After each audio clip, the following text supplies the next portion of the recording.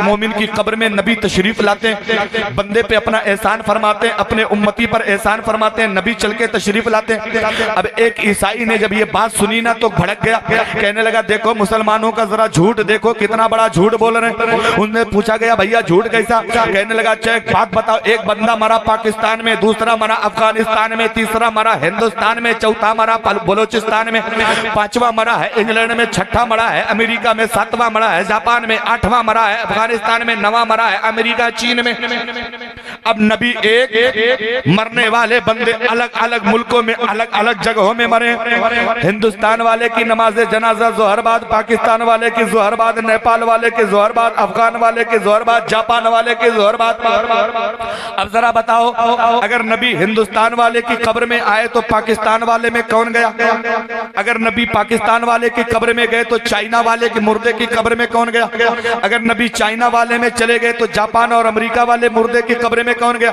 इसका मतलब ये अकीदा झूठा है, झूठा है, ऐसा नहीं हो सकता। ये कह के बात चली गई। ये बात जब गौसे आजम की बारगाह में पहुंची, रमजान का महीना था, एक मुरीद आया, कहने लगा हुजूर मेरे घर पे आज इफ्तारी कर लीजिए। गौसे आजम फरमाते जाओ इंतजाम करो आऊंगा। दूसरा बंदा आया, हुजूर मेरे घर पे कर ले। गौसे आजम ने कहा जाओ आऊंगा। तीसरा मुरीद आया, हुजूर मेरे घर पे इफ्तारी कर ले। गौसे आजम फरमाते हैं जाओ आऊंगा। एक एक करके 70 लोगों ने गौसे आजम को दावत दे दी। गौसे आजम 70 से कह रहे हैं जाओ तैयारी करो आऊंगा। 70 घर पे जाने का वादा कर लिया। इफ्तारी हो गई। लोग नमाज पढ़ने के लिए, मगरिब की नमाज पढ़ने के लिए जब मस्जिद में आए ना, मस्जिद में आए तो एक बंदा बाहर निकला, कहने लगा आज तो मेरी किस्मत का सितारा चमक गया। पूछा गया क्यों? बोले आज मेरे घर पे गौसे आजम आए थे। दूसरा कह रहा भक्त तू झूठ बोल रहा, वो तो मेरे घर पे आए थे। इतने में तीसरा कह रहा तुम दोनों झूठे हो, वो तो मेरे घर पे आए थे। चौथा कह रहा तुम तीनों झूठे हो, वो तो मेरे घर पे आए थे। अब आपस में बात कहानी होने लगी। गए थे किसके घर पे? 70 के 70 लड़ रहे हैं, झगड़ रहे हैं, मेरे घर पे, मेरे घर पे, मेरे घर पे। इतने में वो ईसाई वहीं पहुंच गया। पहुंचने के बाद वो कहने लगा देखो तो अभी ये बात नबी के बारे में हो रही थी, अब ये तो अब्दुल कादिर भी कह रहे हैं मैं सब जगह जा सकता हूं एक ही वक्त में। इतने में गौसे आजम मस्जिद से निकले। लोगों ने कहा हुजूर आप ही बताएं आप किसके यहाँ गए थे? गौसे आजम फरमाते हैं मैं तो सबके यहाँ गया था, सबके यहाँ गया था। ईसाई कहने लगा ये भी एक झूठ है, एक ही आदमी एक ही वक्त में 70 घरों में कैसे पहुंच सकता है? ये हो ही नहीं सकता। गौसे आजम को जलाल आ गया। फरमाते हैं लोगों अपनी आंखें बंद कर लो। आंखें बंद करी। थोड़ी देर के बाद गौसे आजम कहते हैं आंखें खोलो। बगल में एक इमली का पेड़ था। गौसे आजम फरमाते हैं जरा इमली के पेड़ पे नजर डालो। जब 100 लोगों ने इमली के पेड़ पे नजर डाली है, इमली के हर हर पत्ते पे गौसे आजम नजर आ रहे हैं। इमली के हर हर पत्ते पे गौसे आजम नजर आ रहे हैं। सामने भी गौसे आजम है, पत्ते पत्ते पे गौसे आजम है। ईसाई कदमों में गिर के कहने लगा यार जब बगदाद के गुलाम मुस्तफा की ये शान है तो मदीने वाले मुस्तफा की शान क्या होगी? मदीने वाले आका की शान क्या होगी? तभी तो कहने वालों ने कहा है जब उनके गदा भर देते हैं शाहाने जमाना की झोली, हमें मुहताज का जब ये आलम है मुख्तार का आलम क्या होगा? मुहताज का जब ये आलम है मुख्तार का आलम क्या? अल्लाह माशाअल्लाह। नारे तकबीर, नारे रिसालत, मसलके आला हजरत, करामात औलिया, नारे तकबीर, नारे रिसालत। लो मेरे भाइयों, गौसे आजम से सच्ची पक्की मोहब्बत रखना। दुनिया क्या कहती है दुनिया के कहने पे मत जाना। बस एक बात रखना, उन्हें जाना, उन्हें माना, ना रखा गैर से काम।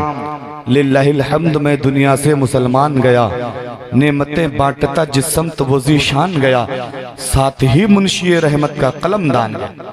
इधर उधर के चक्कर में मत पड़ना।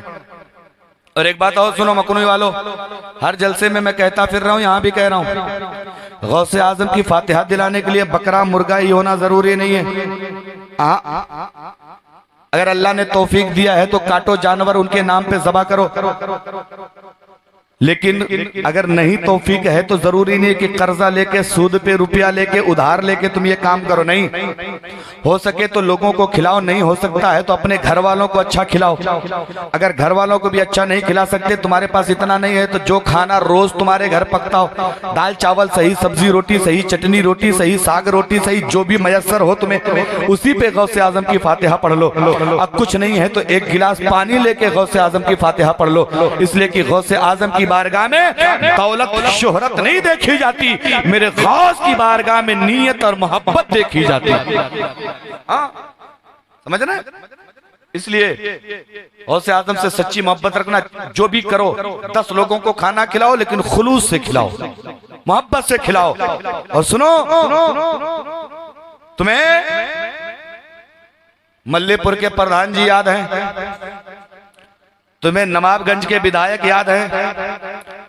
तुम्हें बहराइच के एमएलए याद रहते हैं अपनी दावतों में? तुम्हें मकनी गांव के बड़े बड़े रईस, मालदार लोग कोने कोने के याद रहते हैं, लेकिन तुम्हारे पड़ोस का गरीब तुम्हें याद नहीं रहता। तुम्हारे पड़ोस का गरीब भाई तेरा याद नहीं है। ऐसी दावत तुम्हारे मुंह पे मारी जाएगी मैदान महशर में। अल्लाह फरमाता है, अगर तुम घर में कुछ अच्छा बनाओ, अगर देने की हिम्मत है तो उसमें शोरबा बढ़ा दिया करो, और अगर देने की हिम्मत नहीं है तो घर के सबसे पिछले हिस्से में बनाया करो, ताकि गरीबों के घर पे तुम्हारे अच्छे गोश्त की महक ना पहुंचने। यह है इस्लाम। लेकिन तुम तो देग पे देग चढ़ाते हो भाई की छाती पर, और भाई के बच्चे रोते रहते हैं, बिलखते रहते हैं, लेकिन तुमने कहा जन्म जन्म की दुश्मनी है, जनाजे में हमरे आए हो ना तुम। ये हम करते हैं। ऐसी दावतें अल्लाह कबूल नहीं करता। पहले अपने को देखो, पड़ोसियों को देखो।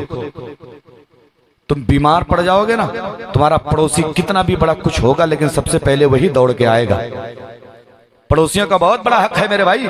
नबी फरमाते अगर तुम मालदार हो तो अपने घर की दीवार इतनी ऊंची मत करो कि पड़ोसी के घर में हवा आनी बंद हो जाए, पड़ोसी के घर में रोशनी आनी बंद हो जाए। लेकिन हमारा तो हाल ये है कि हम जहां से वो गुजरता वहीं खाई खोद देते। हाँ, याद रखो, ये सब अगर अय्यारी, मक्कारी, गद्दारी करते रहो तो चाहे जितनी बड़ी 11वीं कर लो, तुम्हारे मुंह पे 11वीं मारी जाएगी, वो कबूल नहीं किया जाएगा। समझ रहे हैं? इसलिए मेरे भाइयों, एक छोटी सी गुजारिश मैं कर रहा हूँ। यहाँ सुना है मस्जिद बनेगी प्रधान, है नक्शा बन गया माशाअल्लाह, और गांव इतना बड़ा है ना, ये चाहेगा तो कहीं और दूसरे गांव में जाने की जरूरत नहीं पड़ेगी।